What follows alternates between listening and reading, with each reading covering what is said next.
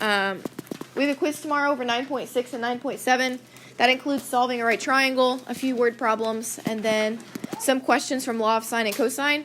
You'll be asked to find specific things. I don't think that you're asked to solve for the whole triangle yet. But go ahead and find a blank section. We're going to talk about law of sine. We're going to review it. And then just make sure you know like the special rule about it. So find a spot or a new sheet of paper, however you want to do it. So law of sine. When do we use the law of sine? What do we have to know to use the law of sine? An angle and the opposite side. We call that a known pair. So when we use it, we use the known pair. I'll show you some pictures. So when we know an angle and a side, so we have to know the angle and the side across from it. That's option number 1. Or when you can easily find the known pair. Like if you knew this was 40 and this was 60 and you were given this side, you could very easily find that last angle, which would make a known pair. Because how many degrees are in a triangle? 180. So you would be able to add and subtract to find that known pair. All right, so use the law of sine most of the time. We'll talk about law of cosine in a second. There's one special rule about the law of sine, and it's a limitation of it. You can't use it to find an obtuse angle. So you can't use it to find an obtuse angle, and I'll show you why. But the special rule is you can't use it to find an obtuse angle.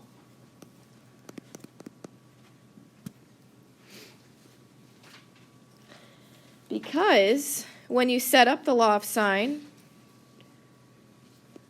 it's sine of an angle over that corresponding side set equal to sine of another angle and that corresponding side.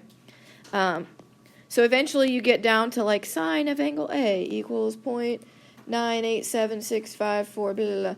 How would you solve for angle A? You hit the shift button.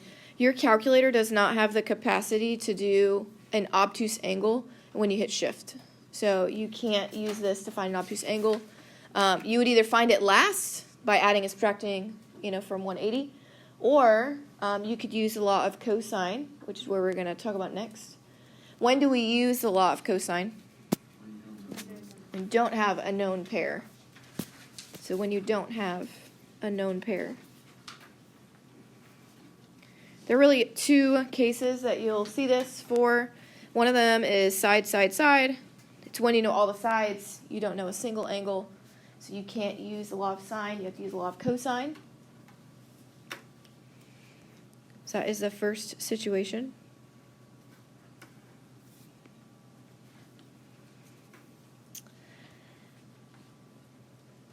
The second situation is angle, side, angle.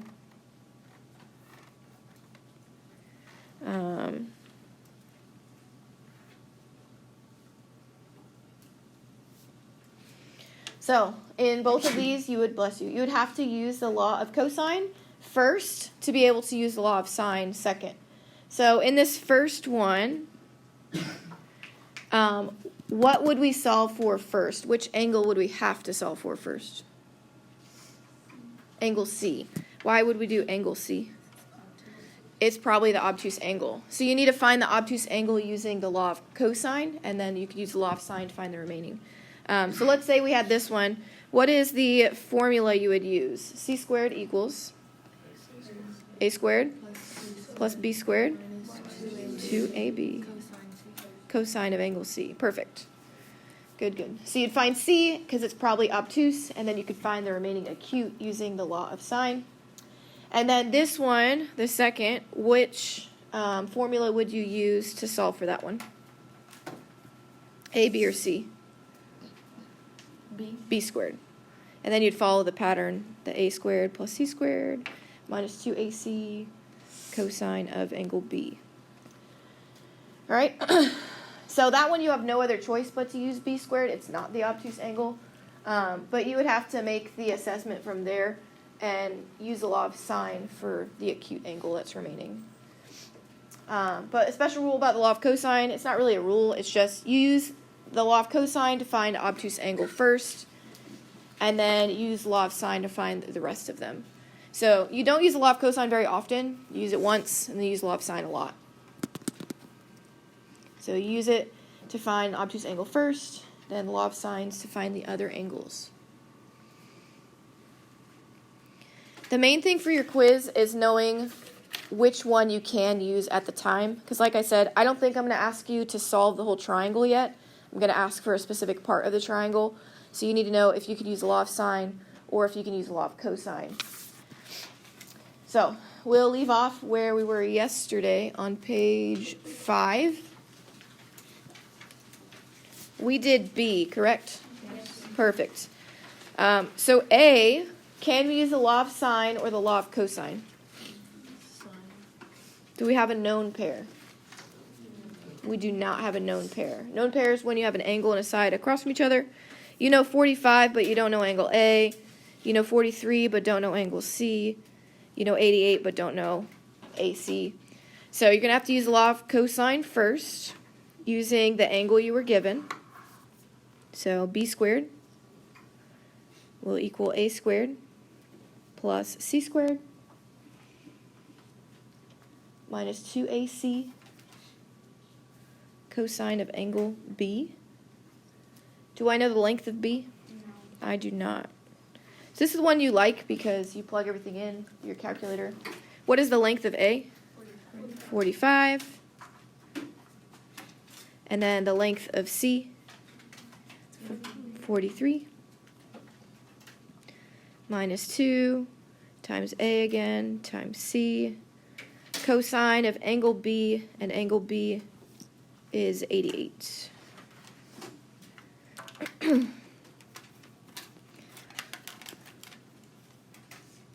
this is when you want to type it in and just leave it in your calculator. Just let your calculator do most of the work. 45 squared plus 43 squared minus 2 times 45 times 43 times cosine of 88. What did you get?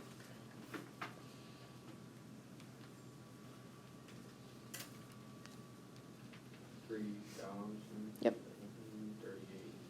Good. So you should get 3,738.938948. That's what B squared equals. So how do I find what B is? Take square root.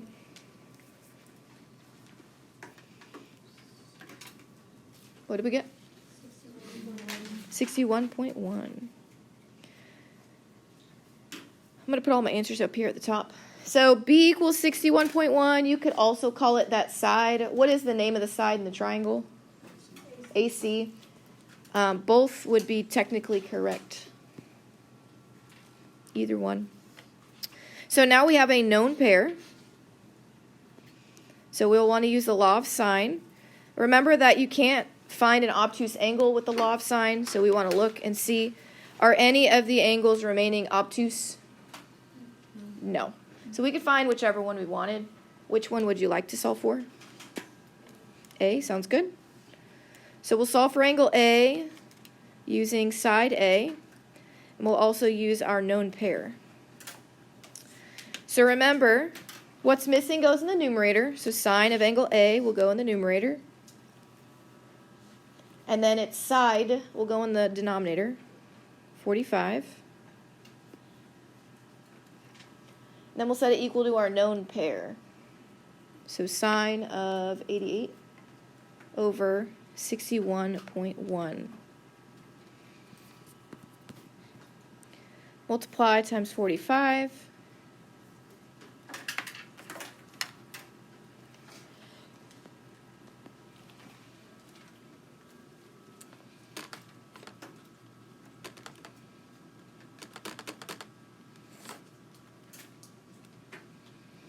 So I got 0.7360488. Does that sound about right? Yes. Beautiful. So that's what sine of A equals. What do we have to do to find what angle A equals? Shift. Bless you. So shift sine, use your previous answer.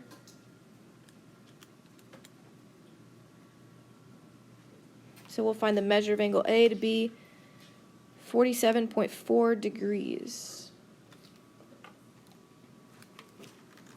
Did everyone get 47.4? Beautiful.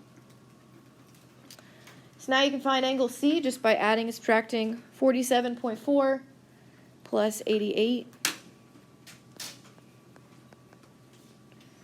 44.6. Beautiful. Degrees.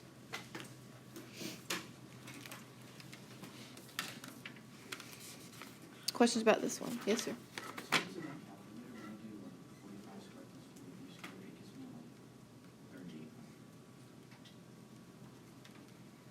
You typed in everything on the right side, including cosine of 88? You should get a decimal if you typed in cosine of 88.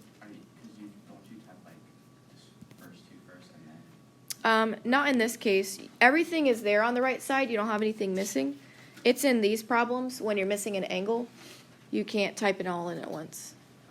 But on this one you can.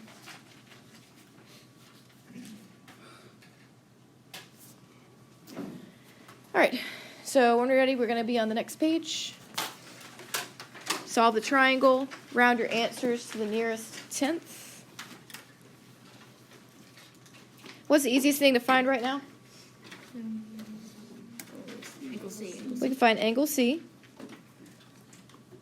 So go ahead and add 85 and 29. Subtract them from 180. What do we get? 66 degrees. Perfect. All right, so we have a known pair. It's 9 and 85. So which law are we going to use? Sine. Which side would you like to solve for first? A. Sounds good. So remember, you put what is missing in the numerator. So side A over sine of angle A, which is 29. We're going to set it equal to our known pair, which is 9 over sine of 85. Multiply by sine of 29 on both sides.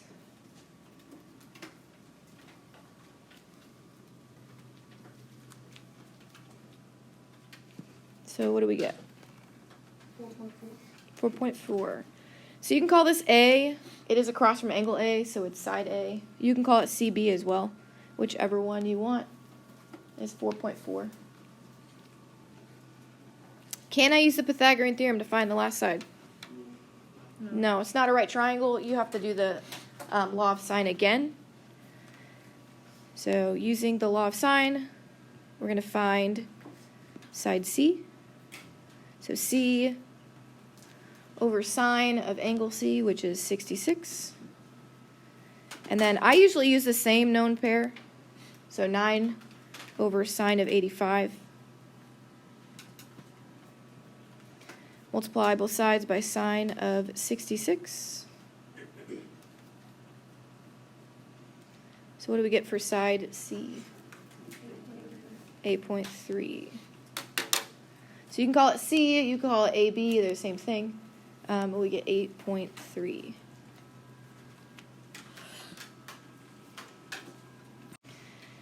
All right, questions on letter C?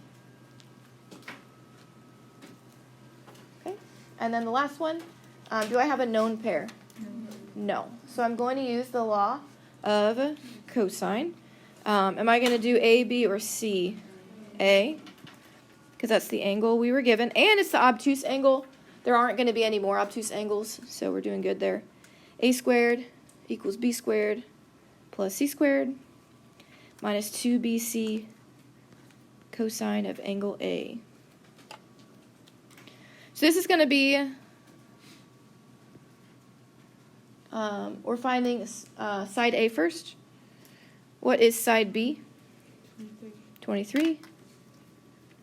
And then side C is 26. Minus 2 times 23 times 26 times cosine of 114.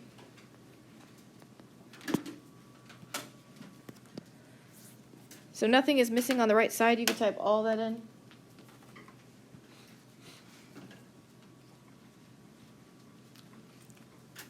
We get 1691 point something, something, something. Okay.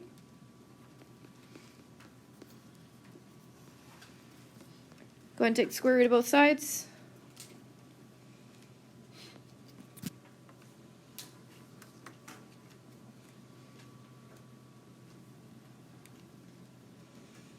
So what do we get rounded to the 10th?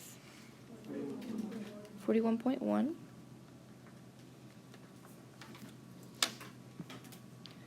So again, you can call it A, you can call it CB.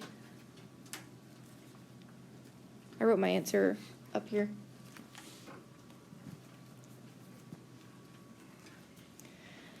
All right, so the remaining angles are acute, so it doesn't matter which one we solve for next. Which one would we like to? B. B. Sounds good. So sine of angle B, side B is 23. We're going to use the known pair we just found, which is 41.1 and 114. So we're going to say sine of 114 over 41.1.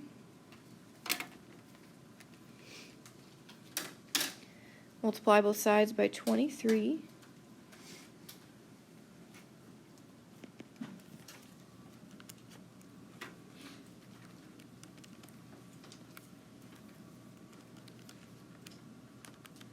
So we got, ooh, it didn't move over.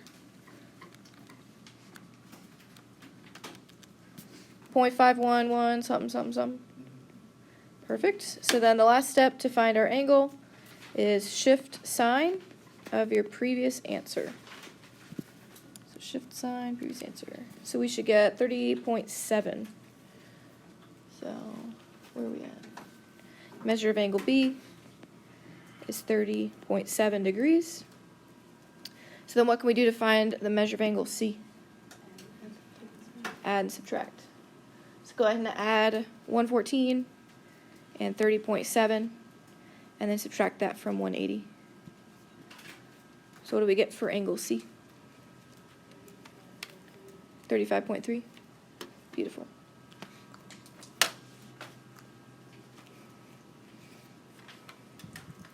Questions on this problem?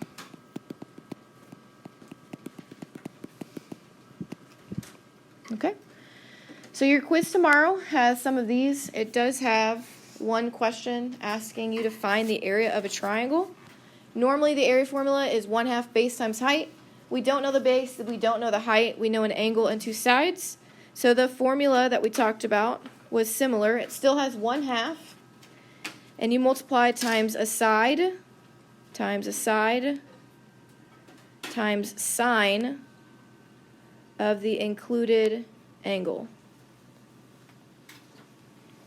So 1/2 times a side times sine of the included angle.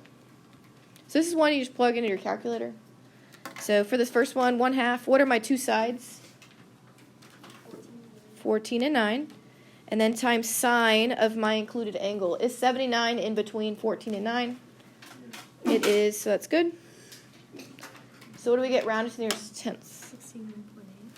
61.8. 61.8? Did everyone get that? Yes. Okay, and then you'd say units squared.